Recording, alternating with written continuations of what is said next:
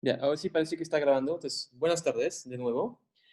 La clase de hoy, entonces, como les comentaba la vez pasada, va a ser una clase sobre el modelo de consumo de dos periodos. Entonces, sé que muchos de ustedes ya vieron este modelo en pregrado, ¿eh? Pero como les comentaba, necesitamos repasarlo. Podremos no repasarlo, pero me he dado cuenta que ayuda a repasarlo por dos razones. La primera tiene que ver con que el capítulo siguiente, que es de programación dinámica, la manera como resolvemos modelos de infinitos periodos o de muchos periodos se va a inspirar mucho de cómo vamos a plantear este problema de dos periodos del modelo de consumo. ¿Ok? Entonces, si bien hay dos periodos en este modelo y infinitos en el otro, lo que haremos en el otro sería descomponer, digamos, la suma descontada de utilidades que va a recibir un agente en, digamos, dos subperiodos, que será el presente y todo el futuro. Entonces, y este todo el futuro sería como el equivalente del segundo periodo de este modelo que vamos a ver. ¿Okay? Entonces, esta estructura misma necesitamos dominarla para poder entender bien lo que vamos a ver después en programación dinámica. ¿Okay? Entonces, esto es un primer punto. ¿Alguien tiene una duda? Escucho, ¿alguien ha hablado? Ok, no fue intencional, me parece. El segundo punto es que voy a aprovechar este capítulo, como va a ser matemáticamente hablando, va a ser más simple, ¿ya?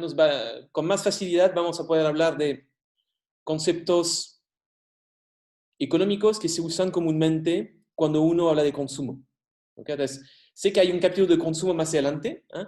Pero ya esos conceptos los podemos ver en un contexto de dos periodos. Entonces, vamos a adelantar un poco, como para no ver todo en el capítulo 4.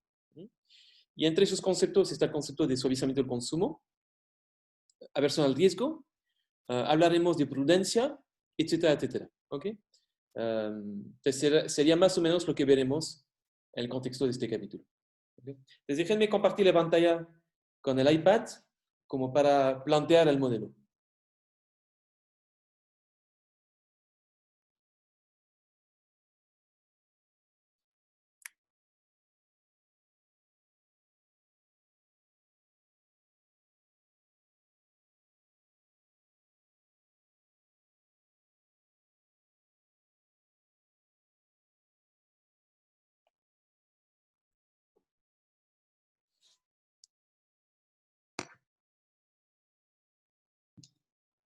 Ok, entonces, dijimos que vamos a ver el modelo de Fisher, que es un modelo de consumo en dos periodos. Entonces,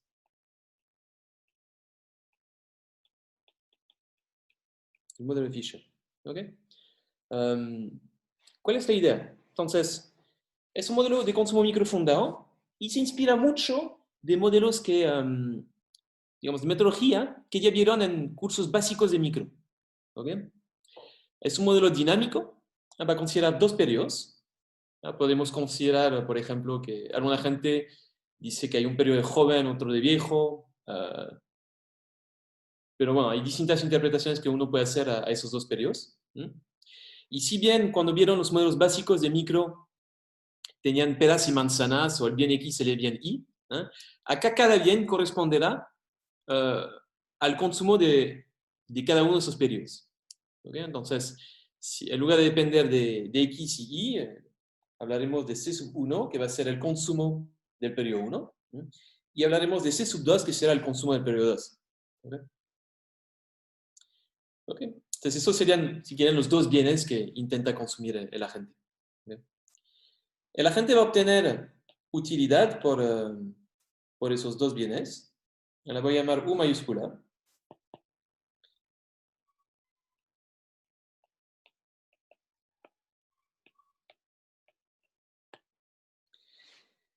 Y va a depender de dos componentes, como ven.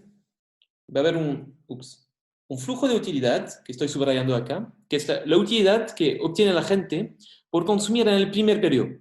¿Okay? Entonces, C1 es el nivel de consumo del primer periodo. U de C sub 1 va a ser la utilidad que saca de este consumo. De la misma manera, la gente va a tener un flujo de utilidad que saca del segundo periodo, que es este U de C sub 2. Fíjense que la función U acá minúscula es la misma. Y por lo tanto, la única diferencia en este flujo va a ser el nivel va a ser generado por una diferencia en el nivel de consumo. Y después tendremos este parámetro beta,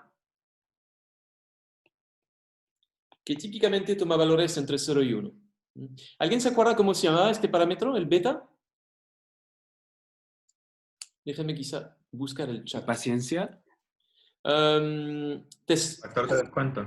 Exactamente. Entonces, impaciencia, digamos, no es correcto decir que se llama impaciencia porque no se llama así, pero efectivamente, típicamente se usa para reflejar la impaciencia de la gente. ¿Sí? Y alguien lo dijo ahí, se llama factor descuento. Factor de descuento. ¿Ok? Y efectivamente, como toma valores típicamente entre 0 y 1, lo que hace este factor descuento suele asignar un peso menor a un flujo de utilidad futuro, dado, digamos, supongamos que I sub 1 y I sub 2 tienen el mismo valor. Aunque tengan el mismo valor, el factor descuento va a asignar un peso menor en la utilidad futura. ¿Ok? Y como bien lo dijo, no sé ¿quién habló de impaciencia hace un segundo? Yo hablé de impaciencia. Es Raúl, ¿es eso? Sí, Ya. sí. Sí, gracias. Efectivamente, Raúl, esto refleja la impaciencia, ¿ok? Porque ponderas menos la utilidad futura.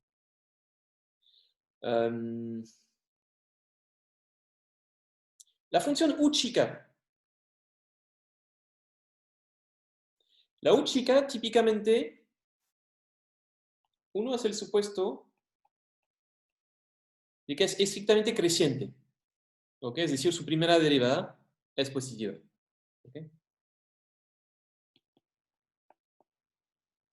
Y además, suele ser estrictamente cóncava, ¿ok? Desde el micro de pregrado les habían dicho, la típica analogía que se hace es la del vaso del agua. Entonces tomo un primer vaso de agua, y me da cierta utilidad.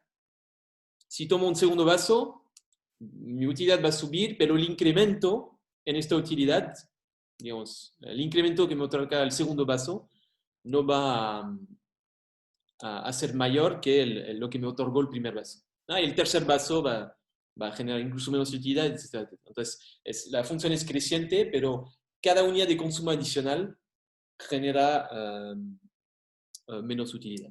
¿Ok? Entonces, creciente cóncava. Y un par de supuestos que se suele hacer es qué pasa con la utilidad marginal cuando el consumo tiende hacia cero. Es un primer supuesto. ¿Y qué pasa con la utilidad marginal cuando el consumo tiende a infinito? ¿Ok? Entonces, dos supuestos que se suelen hacer es que la utilidad marginal en cero es alta, muy alta, lo más alta posible, infinita. Y a medida que uno consume más y que tiende a infinito el nivel de consumo, esta utilidad marginal se hace cero. Entonces, gráficamente, si puedo, quizá voy a hacerlo acá, que me queda un espacio. Si tuviese que dibujar una función que cumple con esos cuatro supuestos, sería algo creciente, cóncava, ¿no? Entonces por eso, y fíjense lo importante es que la pendiente en cero acá, entonces, en el punto cero mismo acá que estoy agregando, esta pendiente es vertical, ¿no? Y a medida que vamos a tender hacia infinito, vamos a tender hacia una pendiente horizontal. ¿No? Esos supuestos típicamente se hacen para tener una solución interna bien comportada. Entonces, por ejemplo, bueno, concavidad es un supuesto estándar en economía. El primer supuesto acá sobre la utilidad marginal infinita en cero nos permite asegurarnos que un agente consume siempre algo en algún periodo. Entonces, la intuición es que si consume epsilon, una unidad muy chiquita, esta primera unidad que va a consumir le va a dar una cantidad infinita de utilidad. Como le da una cantidad infinita de utilidad, siempre va a querer adquirir por lo menos esta unidad de epsilon de consumo. ¿Okay? Y por otro lado, quizá no queremos que concentre todo el consumo en un periodo dado, y a veces puede ser útil tener que la utilidad marginal tiende hacia cero a medida que uno consume mucho. ¿Okay? El primer supuesto, esos dos límites se suele hacer más que el segundo, pero a veces puede pasar que se haga el segundo supuesto. ¿Alguien se acuerda cómo se llaman esos límites en economía? Tienen un nombre. Son las condiciones de Ainada. Excelente, muy bien, Manuel, gracias. Son condiciones de Inada, que era un economista japonés. Y me imagino que las vieron en pregrado cuando vieron el modelo del solo. Se hacía, en solo son necesarias para poder tener un único estado estacionario estable. La intuición es que al tener poco capital, se aplica a la función de producción, el producto marginal del capital, ¿no? Al tener poco capital, uno va a tener un producto marginal del capital alto, entonces va a querer tener capital, pero no quiere adquirir capital para siempre, porque en algún momento ya no genera producción del capital. ¿Okay? Y todo esto nos permite que el modelo converja hacia un estado estacionario estable. Por eso se usa un montón el modelo del Sol. ¿Okay? Entonces, estas son propiedades de la función de utilidad, la función. Ok. Ya.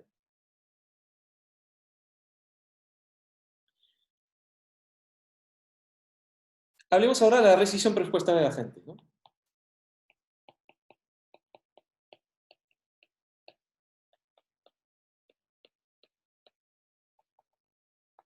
La rescisión presupuestaria. Entonces, como bien les comenté, la gente vive dos periodos acá.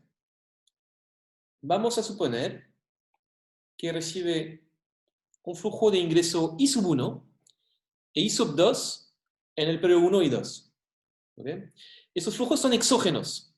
¿Okay? Entonces se pueden endogenizar. De hecho, más adelante, cuando veamos modelos más complejos, endogenizaremos el ingreso laboral, pero acá van a ser exógenos. Y además de ser exógenos, se conocen, no hay incertidumbre con respecto a sus valores. Entonces, es decir, que cuando la gente toma decisiones de consumo en el periodo 1, ya sabe cuánto va a ser su ingreso en el segundo periodo. ¿Okay? Este supuesto lo vamos a relajar al final de este capítulo, cuando hablemos de riesgo. Vamos a primero mantener un enfoque sin riesgo y considerar simplemente esos parámetros como exógenos y conocidos. Entonces, recibe I sub 1 en el primer periodo, y con I sub 1, el agente puede hacer dos cosas. Puede financiar consumo del primer periodo. ¿Okay? Y además, puede decidir ahorrar. Entonces, esto es una S. S es una notación común para el ahorro, porque en inglés es savings. Y bueno, eso puede hacer el agente con su ingreso en el primer periodo. ¿Ya? Si ahorra el agente,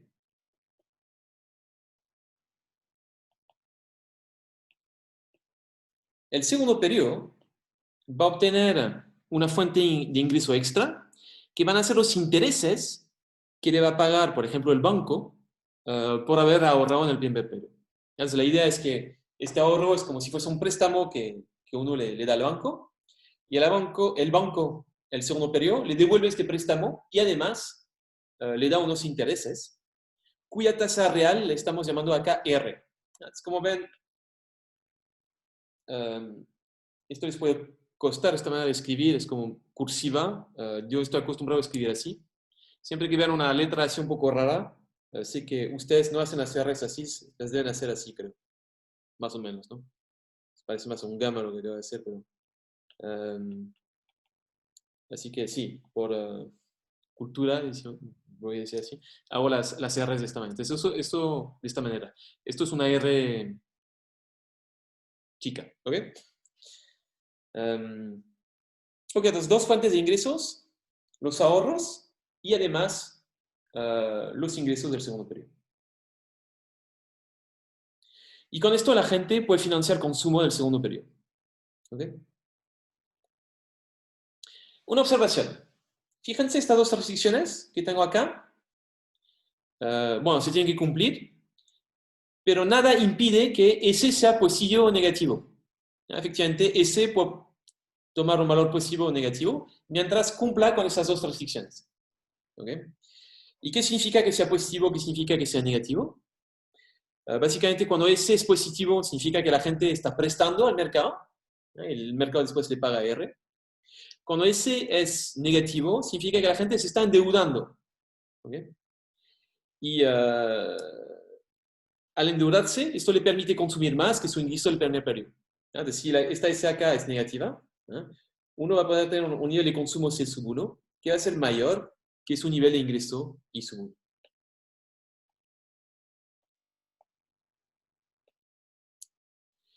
La contrapartida de esto es que el segundo periodo, como la S es negativa, el agente va a tener que devolver su préstamo con intereses.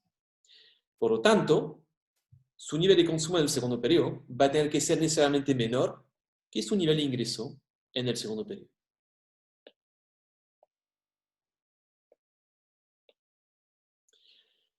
Podemos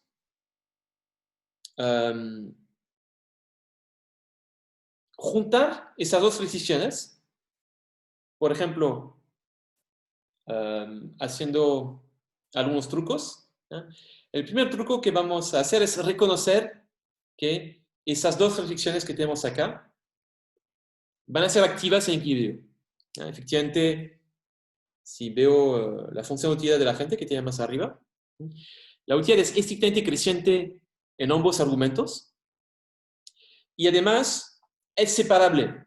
¿Ya? ¿Qué quiere decir que sea separable? Significa que si, déjame borrar estos garabatos, si subo, por ejemplo, el C sub 2, esto no va a afectar la utilidad que voy a recibir del primer periodo. ¿Okay?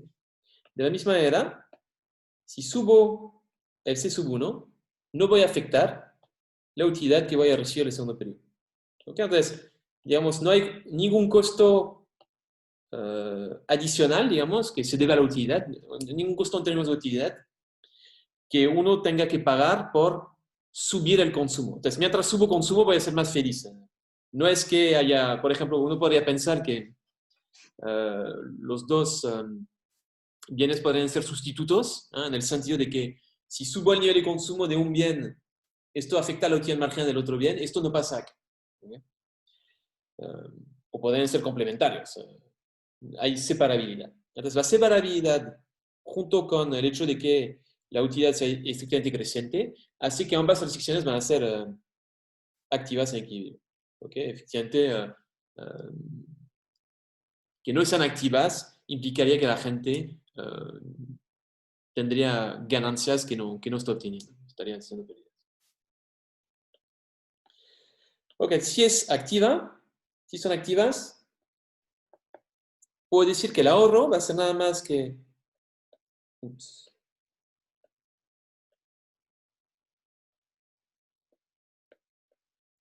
I sub 1 menos C sub 1. Y lo puedo reemplazar en la segunda restricción.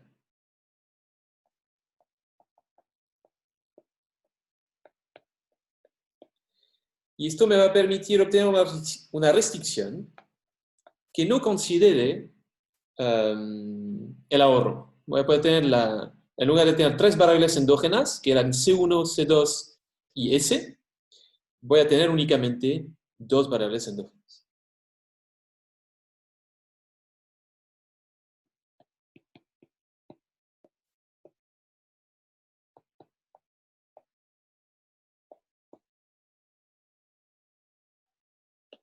Déjame poner C sub 1 más R, C sub 1 más C sub 2. ¿Sí? Veamos esta ecuación, esta última ecuación que obtuve ahí abajo. ¿Qué tengo a la izquierda? tengo la suma de los ingresos que obtiene la gente. Y lo que estoy haciendo es ponderar los ingresos del primer periodo por 1 más R. Y a la derecha hago algo parecido, que es la suma de los consumos a lo largo de la vida del individuo. Y pondero por 1 más R los ingresos, los consumos del primer periodo.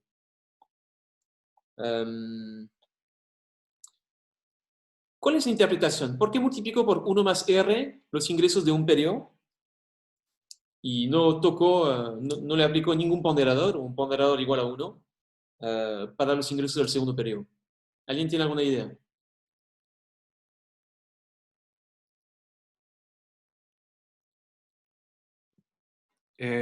Para expresarlo en valor presente. Sí, bueno, acá no es presente, es futuro, pero O sea, presente, claro, sí, sí, en exactamente, esa es periodos. la idea. Pero ¿cuál sería el mecanismo que hay por detrás? ¿Qué puede hacer el agente que me permite comparar ingresos de un periodo con ingresos del otro? ¿Por qué aparece esta tasa de interés? O otra manera de decirlo, sí que lo voy a decir de esta manera. Profesor.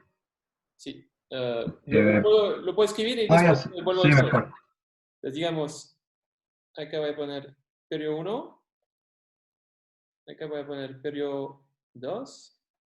Y lo que pasa de ahí arriba significa que un peso acá, lo voy a llamar peso, es equivalente a 1 sobre 1 más R, peso, ¿no?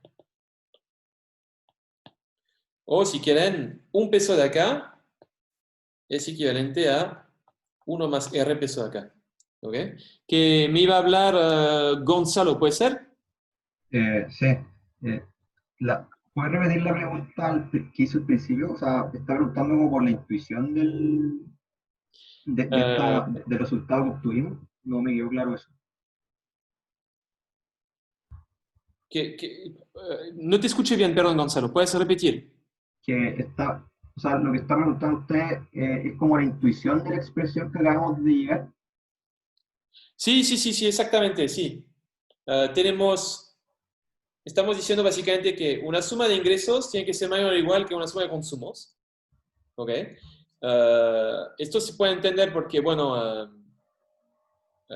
hablamos de la restricción presupuestaria, antes tiene que ser que el ingreso es mayor o igual que el consumo. Pero cuando vamos sumando ingresos y cuando vamos sumando consumos, el ingreso del primer periodo o el consumo del primer periodo lo multiplicamos por 1 más R. Entonces, para que en cierta medida sea comparable con lo que uno obtiene del segundo periodo. Y efectivamente en esta tabla, si la puedo llamar tabla, tendré que hacer así. En esta tabla que les puse acá,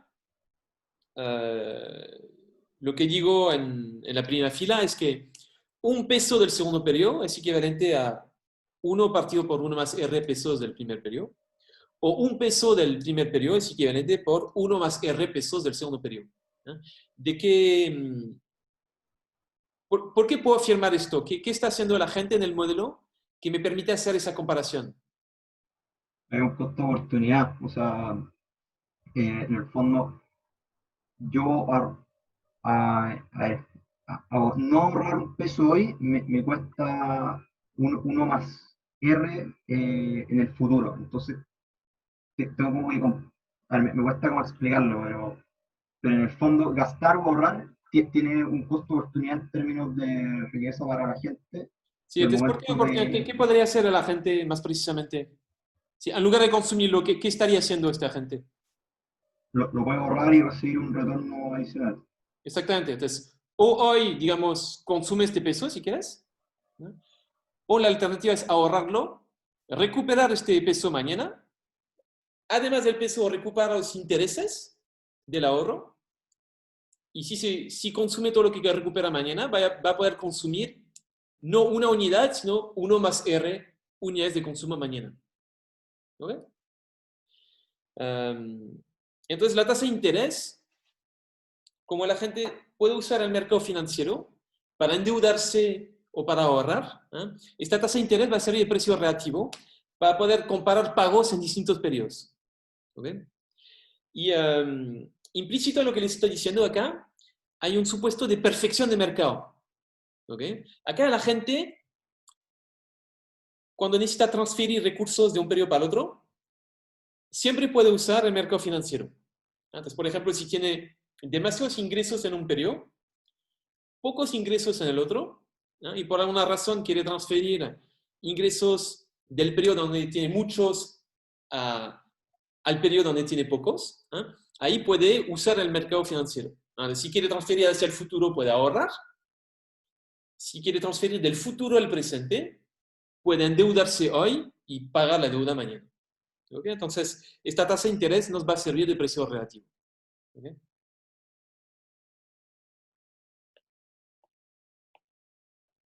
Ok.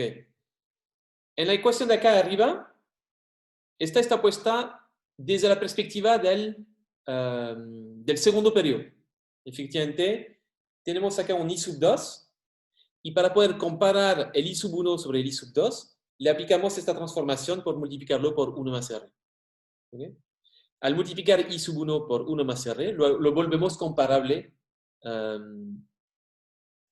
a lo que obtiene la gente en el segundo periodo. ¿Okay? Entonces, en esta ecuación son pesos del segundo periodo. Si divido por 1 más R, puedo obtener la ecuación desde la perspectiva del primer periodo. ¿Ya? Si divido por 1 más R,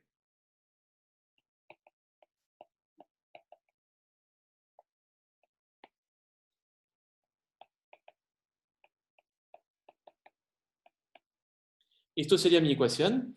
Y no me acuerdo quién lo dijo, creo que fue Raúl, ¿puede ser? Raúl nos habló del valor presente, ¿puede ser? Sí, Fuiste sí, tú. yo le... Sí. Efectivamente, esto sería lo que llamamos el valor presente, en el sentido de que desde la perspectiva del presente, que acá es el periodo 1, ¿no? Estamos como intentando transformar o como convertir ingresos futuros. Entonces, el ingreso I sub 2, que tenemos acá, al dividirlo por 1 más R, podemos hacerlo comparable con el ingreso del primer periodo. Y lo mismo con los consumos. ¿Okay? Esta tasa de interés va a servir de precio relativo. ¿Okay? Entonces, en ese sentido, bueno, creo que Raúl me había entendido. Esta ecuación de arriba no la podemos llamar valor presente porque en realidad son pesos del segundo periodo, pero la idea estaba en lo que quería decir Raúl, por supuesto. Ok. Esta restricción presupuestaria que les presento acá, uno la puede representar gráficamente. Por ejemplo, esto lo voy a llamar I mayúscula. Y entonces, si quiero hacer una representación gráfica de esto, puedo decir que C sub 2 va a ser igual a 1 más R y menos 1 más R C sub 1.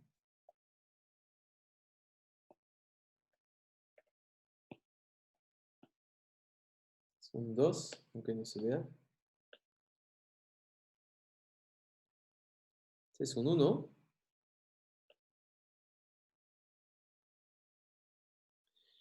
Puedo representar esto gráficamente.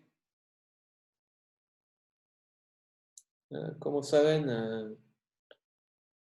el valor que toma la curva acá está ordenada de origen, va a ser 1 más R por I.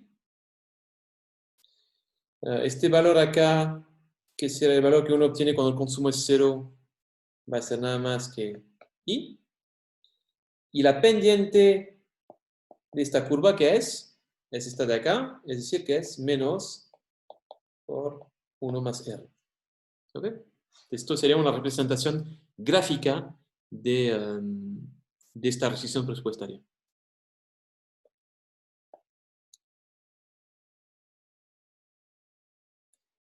Esta restricción presupuestaria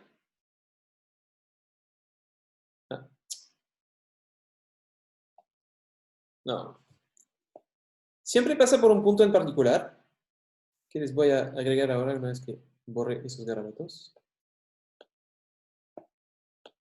No, verde ya lo usé, violeta. Es el punto tal que en el eje de las ordenadas voy a tener el ingreso del segundo periodo, I sub 2. Y el eje de las abscisas voy a tener I sub 1. ¿Ok? Es decir que siempre está la opción para la gente de no usar el mercado financiero. Es decir, si no usa el mercado financiero, va a elegir un ahorro de 0. ¿Ok? Y entonces, si elige un ahorro de 0, ¿qué va a pasar? El agente del primer periodo va a consumir sus ingresos del primer periodo. ¿Qué va a hacer en el segundo periodo? Va a consumir sus ingresos del segundo periodo. Por lo tanto, la restricción presupuestaria debe pasar por este punto, que lo estoy representando acá vía este punto amarillo, este punto violeta. ¿Okay? Y en los demás puntos tenemos situaciones donde la gente decide ahorrar o decide endeudarse. Entonces, por ejemplo, déjenme agarrar otro color. ¿Qué color puedo agarrar? Naranja. Si considero esta situación, este punto acá, si el agente decide consumir esta cesta,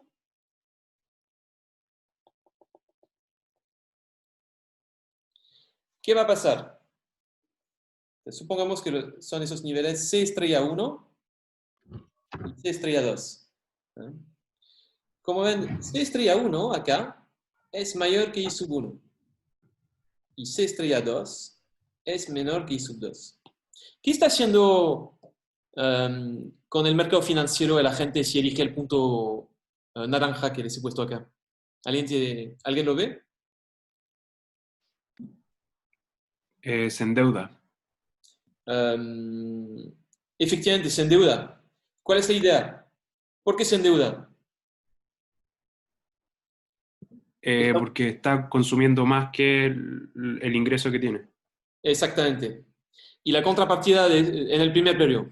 Claro, en el primer periodo. Y la contrapartida de esto es que el segundo periodo va a tener que pagar la deuda y por lo tanto va a consumir menos que su ingreso del segundo periodo. ¿Ya? Muy bien, Raúl, gracias. Entonces, si tuviese que representar acá, haremos el rosa, el ahorro sería nada más que esta distancia, ¿no? Digamos, el ahorro, el endeudamiento, perdón. El endeudamiento sería nada más que esta distancia, de cuánto se endeuda. ¿Y cuánto tiene que pagar de deuda mañana? La deuda más los intereses sería esa otra distancia. Bueno, ya entendieron, ¿no? Si considero el punto azul, este de acá, acá pasa lo contrario, ¿no? Vamos a tener una situación en que el agente es ahorrador, ¿no? Está guardando, no está consumiendo todo hoy, de manera que pueda consumir más que su ingreso mañana. ¿Okay? Entonces, a la izquierda del punto violeta vamos a tener situaciones en que la gente decide ahorrar. A la derecha vamos a tener situaciones en que el agente decide endeudarse. Muy bien. ¿Alguna pregunta sobre todo esto? Seguramente se me olvidaron algunos detalles. Es un modelo real, entonces no hay precios acá si quieren, o están implícitos, digamos. Por lo tanto, la tasa de interés es una tasa real. Los ingresos y el consumo son ingresos y consumos reales, etcétera, etcétera. Okay, entonces veamos un poco el programa de la gente. Entonces, el agente va a querer maximizar la U mayúscula, U de C sub 1, más beta U de C sub 2, y lo va a hacer sujeto a la restricción que les he dibujado,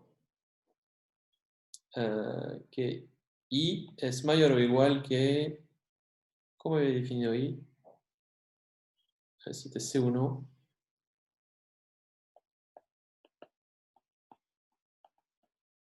hacer ese sub 2. Yes.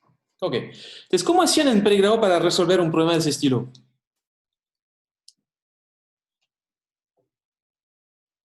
¿Alguien se acuerda? Esperen, que veo que mi computador está sin batería. Entonces, ¿cómo hacían para resolver esto? Hacíamos un lagrangiano. Y la gente Exactamente. tiene primer orden. Exactamente. Ahora sí funciona mi tele. Entonces, el lagrangiano lo voy a escribir una vez. Va a ser esta L. U de C sub 1 más beta U de C sub 2 más. Le vamos a poner un multiplicador acá. Voy a achicar esto.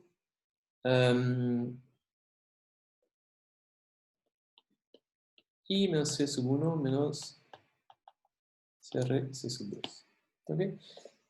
Y efectivamente, tienen que sacar condiciones de primer orden. Acá tenemos dos variables de decisión, que son el consumo en dos periodos. Teníamos tres, que era el ahorro también. Pero ¿se acuerdan? Reducimos la cantidad de restricciones de manera a tener solo dos. Entonces vamos a derivar con respecto a esas dos variables de decisión. Entonces hagámoslo con respecto a C sub 1. Va a tener U' de C sub 1, que es la derivada con respecto a este término. Y después voy a tener menos lambda, ¿no?, igual a 0. Este menos lambda se debe al lambda que está acá y este menos de acá. ¿Okay? Esto es una primera condición de primer orden. Segunda condición de primer orden, tengo que derivar con respecto a C sub 2. ¿No? Voy a obtener beta U' de C sub 2. Este beta U' de C sub 2 es la derivada con respecto a este término de acá. Y después, como sigue, va a tener menos 1 partido por 1 más R por lambda. Esto es igual a 0.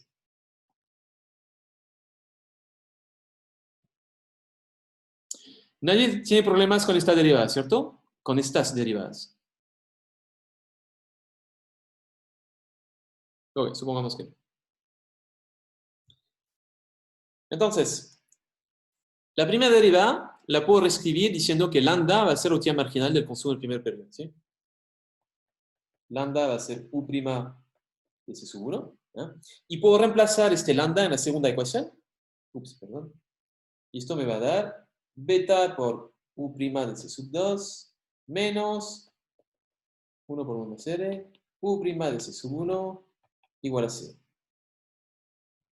O puedo reescribir esta ecuación y obtengo U' de C sub 1 igual a beta por 1 más R, U' de C sub 2.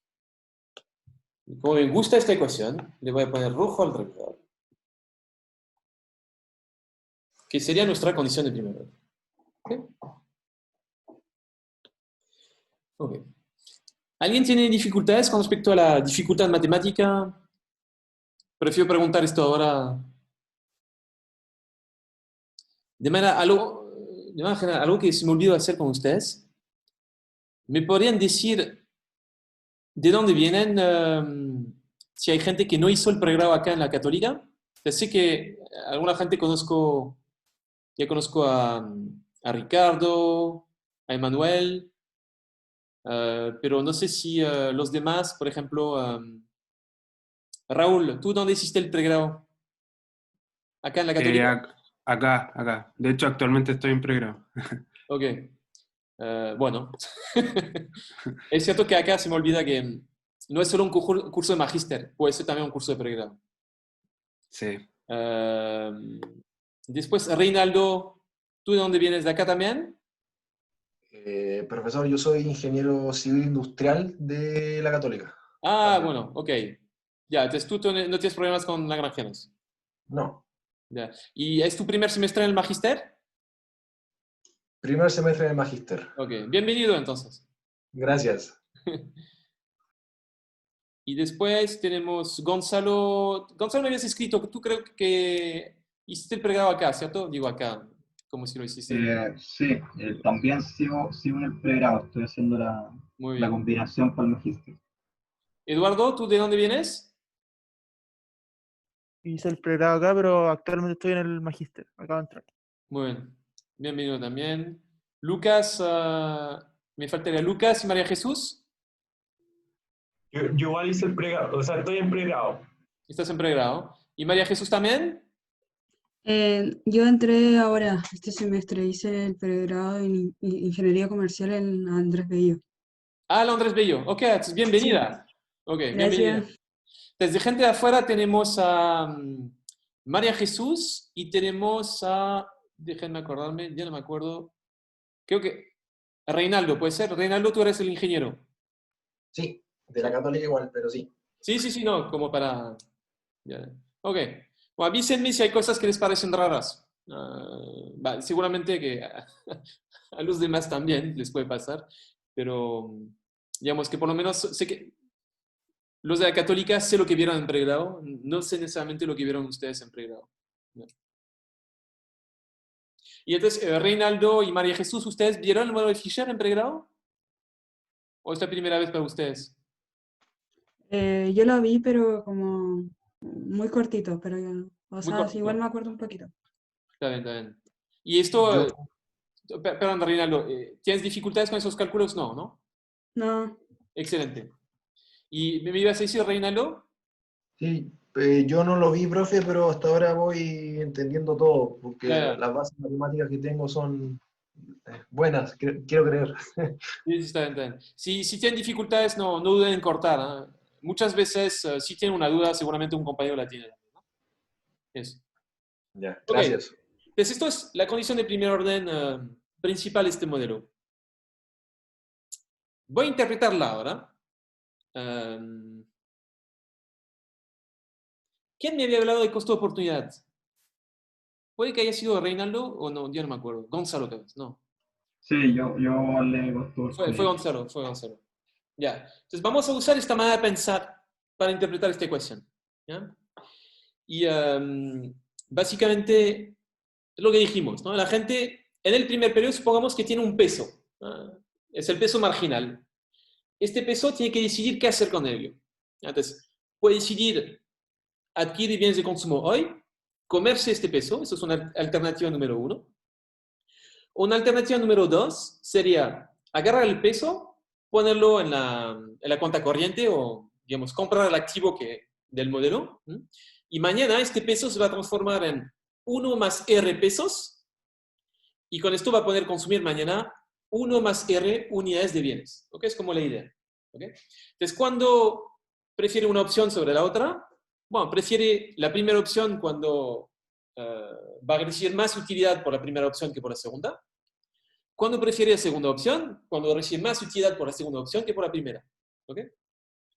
Entonces, y lo que aparece a la izquierda y a la derecha del símbolo igual, ¿eh? Es justamente la utilidad que obtiene la gente por la opción 1 y la opción 2. ¿Eh? A la izquierda es la opción 1. ¿Eh? Si consume el peso en el periodo 1, ¿qué va a obtener? Va a obtener la utilidad marginal del consumo en el primer periodo. Entonces, el cambio en la utilidad del primer periodo sería lo que obtendría si eligiera la opción 1. Si elige la opción 2, ven, es un poco más complejo. La opción 2 tenemos que distinguir entre cantidades y el precio personal que le asigna a la gente a esas cantidades. ¿Ok? Si bien hablábamos de una unidad de bien en el primer periodo, acá, ¿qué cantidad tendríamos en el segundo periodo? Tendríamos 1 más R unidades de bienes por ahorrar este peso en el primer periodo.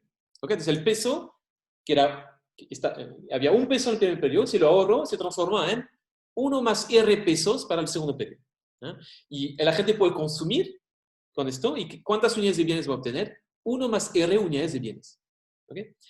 Cada una de esas unidades, marginalmente hablando, ¿qué le va a dar? Le va a dar, esto es como el precio que le asigna, el precio personal, se lo puede llamar así, que le asigna a la gente a cada una de esas unidades, le va a asignar la utilidad marginal del consumo del segundo periodo.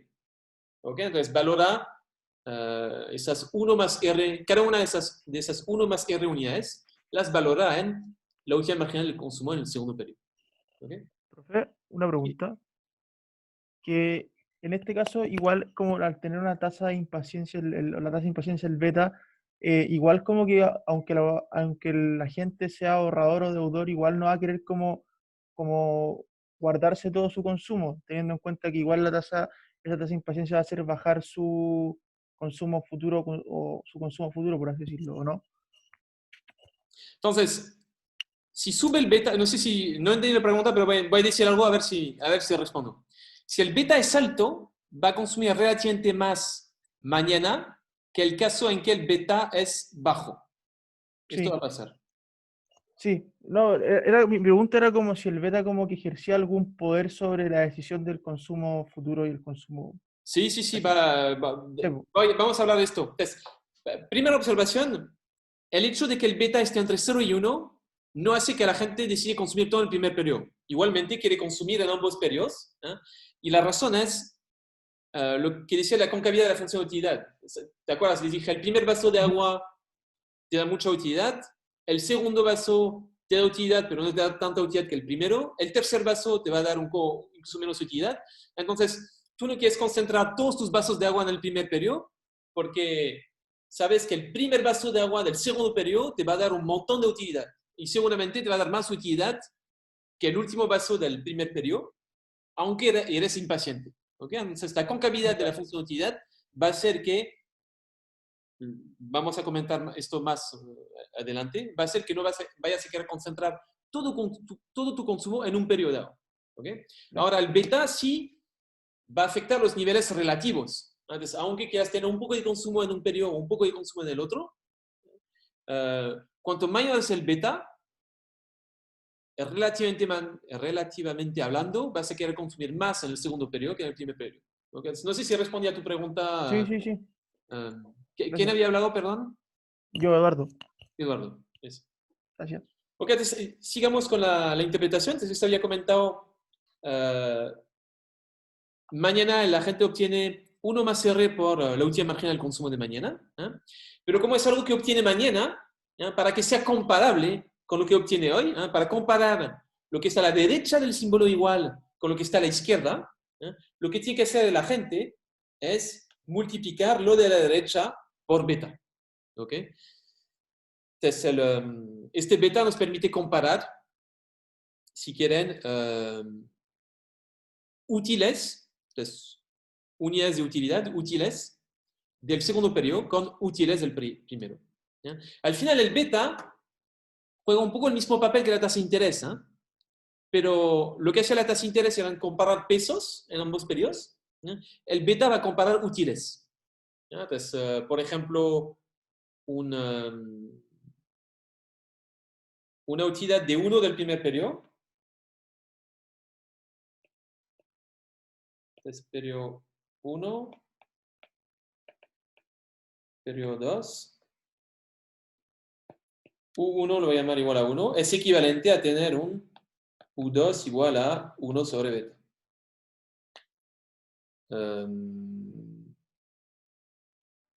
No, ¿qué estoy diciendo? Sí, porque lo tengo que multiplicar por beta. Sí, está bien. ¿Ok?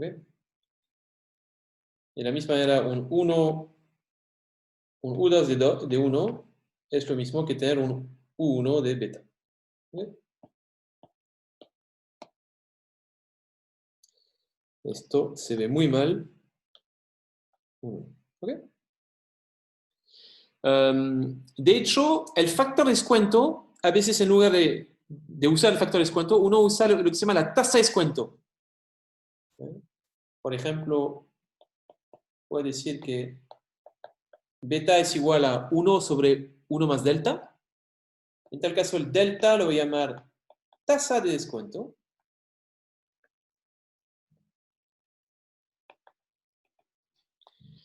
Y recuerda un poco el papel que juega la tasa de interés. ¿Okay? Con la diferencia que en lugar de depreciar pesos en el tiempo, lo que va a hacer la tasa de descuento va a depreciar útiles. Ok, vuelvo a esto. Entonces, siempre y cuando el término de la derecha es mayor que el de la izquierda, la gente va a querer ahorrar. Y cuando el término de la izquierda es mayor que el de la derecha, la gente va a querer consumir en el presente. ¿Okay? Típicamente, por los supuestos que hemos hecho sobre la función U, va a pasar que con las primeras unidades de consumo, el término de la izquierda, las primeras unidades de ahorro. Entonces, supongamos que quiero ahorrar una unidad. la primera unidad que me va a ahorrar va a ser tal que el término de la derecha va a ser mayor que la de la izquierda. Porque, ¿se acuerdan? Dijimos que la utilidad marginal en cero era infinita. Si aplico esta condición de nada, tendré que a fortiori el término de la derecha va a ser mayor que el término de la izquierda. ¿Ya?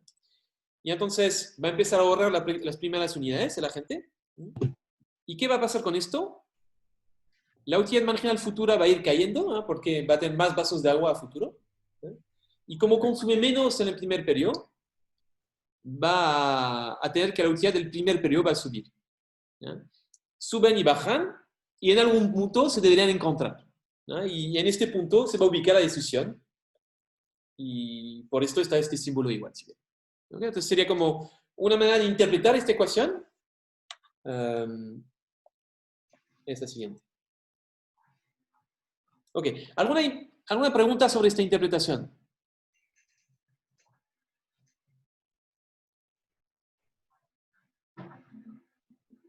Ya, asumo que no. Esta ecuación la pueden ver escrita de otra manera. ¿Eh? Por ejemplo,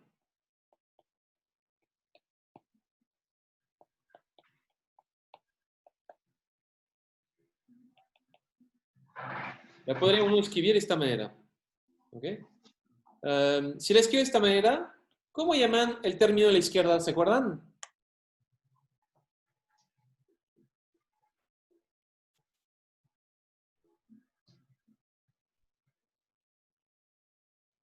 ¿Nadie se acuerda? ¿El término de la izquierda cómo se llamaría?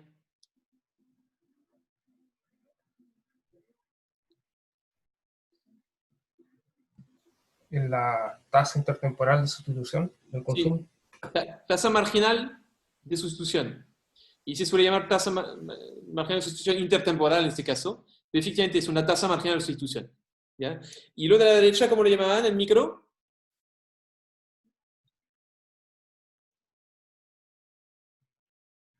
El precio relativo. El precio relativo, muy bien. ¿Okay? Entonces, una manera también de escribir esta ecuación. A mí me gusta más la de la izquierda. En el sentido de que, si quieren, el término de la izquierda es como el costo marginal por ahorrar, el término de la derecha es el retorno marginal. Entonces me gusta, en mi cerebro, si quieren, igualar costo marginal con retorno marginal. Acá es una interpretación similar, con la diferencia que es todo relativo. Entonces es como la ganancia relativa marginal de adquirir un bien de un consumo sobre el bien del otro y igualándolo al costo relativo, digamos, por adquirir un bien en un periodo versus el otro. Bueno, pueden usar esta manera perfectamente, no tengo problema. A alguna gente le cuesta pensar en términos relativos, por eso yo soy uno de ellos. Me gusta más la manera acá en rojo. Ok. Cuando uno ve esta ecuación de Euler, a todo esto, ¿esta ecuación cómo se llama? Se llama ecuación de Euler.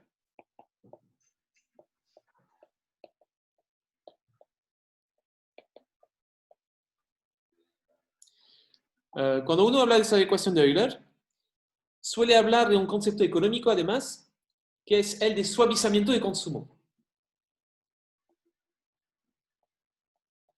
Suavizamiento.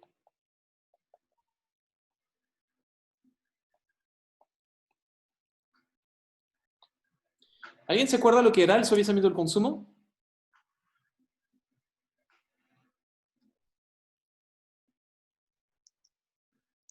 Que la gente busca mantener niveles de consumo similares a través de los distintos periodos. Exactamente. Está perfecto, Emanuel. El suavizamiento del consumo es el hecho de que la gente intenta tener niveles parejos de consumo entre los distintos periodos. ¿Okay? ¿Se acuerdan a qué supuesto en el modelo genera este suavizamiento del consumo? ¿Qué supuesto matemático genera el suavizamiento del consumo? Son las condiciones de nada siempre, porque... No necesariamente, hay un supuesto antes de las condiciones de nada. Las lineadas ayudan. La ¿Cómo? concavidad. La concavidad, exactamente. La concavidad es la que implica suavizamiento del consumo. ¿Okay? Efectivamente, ¿se acuerdan? Les daba esta analogía del vaso del agua. Entonces, cuando tengo mucha sed, el primer vaso me da mucha utilidad, el segundo vaso no tanta, el tercer vaso incluso menos, etcétera, etcétera. Entonces, el hecho de que cada unidad de consumo adicional me genere cada vez menos utilidad, aunque me genere utilidad, me genera cada vez menos utilidad, este supuesto hace que no voy a querer concentrar todo mi consumo en un periodo dado.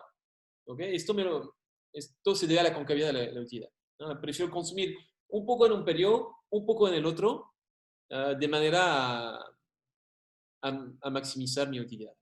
¿Okay? Ya, entonces, voy a poner acá la segunda derivada negativa. Este es el supuesto que genera suavizamiento del consumo. ¿Okay? Si la función de utilidad fuese convexa, ¿qué pasaría? Pasaría todo lo contrario. Si fuese convexa, ¿qué significa? Que el segundo vaso me da incluso más utilidad que el primero, el tercer vaso me da incluso aún más utilidad, etcétera, etcétera. Ahí la escala, tener una escala de consumo alta en un periodo es algo que uno quiere buscar, porque al consumir más, uno va a generar, es como si los consumos siguientes me van a generar como incluso más utilidad. ¿Okay? Y en este caso uno lo que haría sería todo lo contrario de suavizar el consumo. Querría concentrar todo el consumo en un periodo dado. ¿Okay? ¿Cuál periodo? Va a depender un poco de la tasa de interés, va a depender del beta.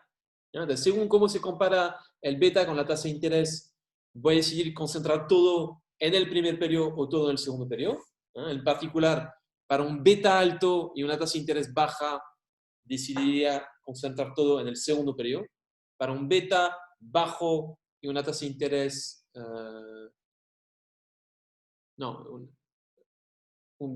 dije algo mal antes. Para un beta alto y una tasa...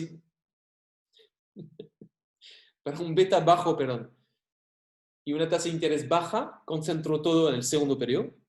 Para un beta... Me estoy liando. ¿Qué dije? Lo voy a escribir así no... Beta alto, R alto, ahí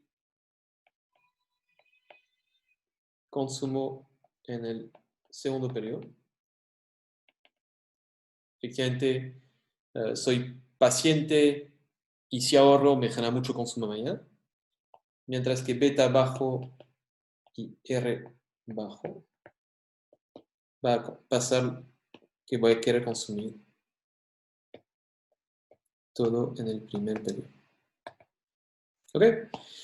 Pero bueno, el punto es que la convexidad ahí de la función de utilidad haría que concentraría todo mi consumo en uno de esos dos periodos según el valor de beta y de la tasa de interés. ¿Ok? Ok, entonces, el primer concepto económico importante que estamos viendo acá es este concepto de suavizamiento del consumo, y este se debe a un supuesto matemático que es la concavidad de la función de utilidad. ¿Okay? No sé si tienen alguna duda sobre el suavizamiento del consumo.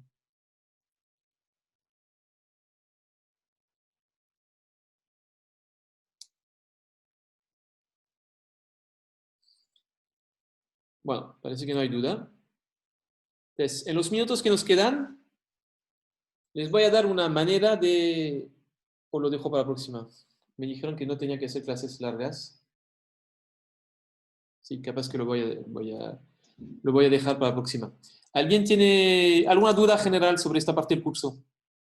Siguiendo lo antes, que mencionaba antes entre la relación entre el beta y el R, se podría suponer que un beta alto y un R bajo llegaría a un punto en el que se anulen los efectos. O sea, básicamente...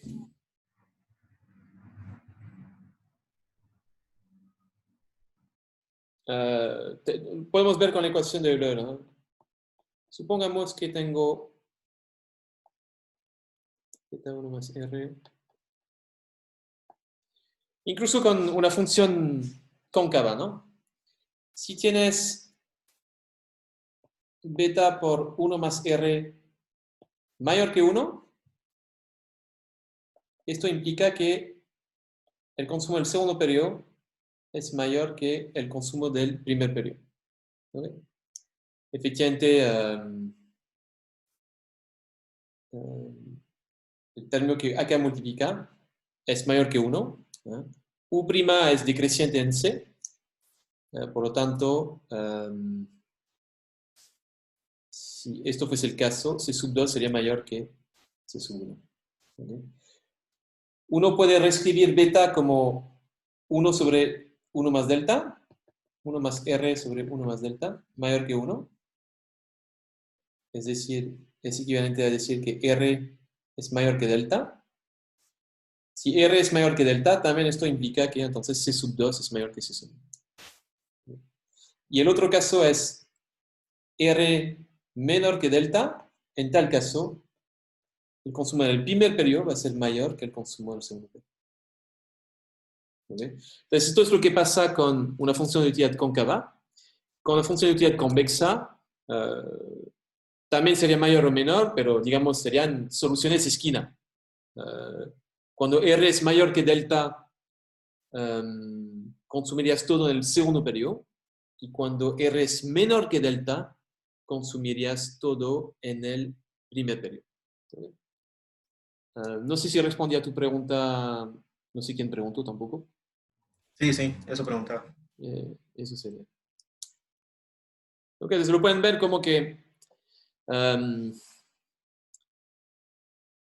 el trade-off es un poco el siguiente, ¿no? Hay como una depreciación financiera y una depreciación psicológica, ¿no? Entonces, por un lado, la gente sabe que ahorrando puede consumir más mañana, entonces eso le gusta ahorrar porque el mercado financiero le va a dar más consumo mañana. Pero por otro lado, el tipo no le gusta consumir mañana. Es impaciente, hay como una fuerza que le hace decidir consumir hoy. Entonces, el R básicamente nos da el tamaño de la fuerza financiera, si quieren.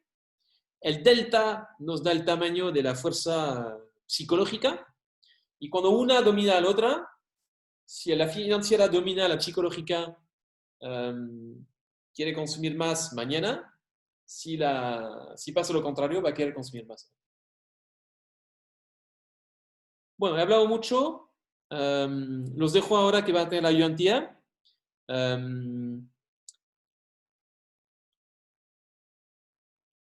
Si no tienen dudas, nos vemos entonces el martes.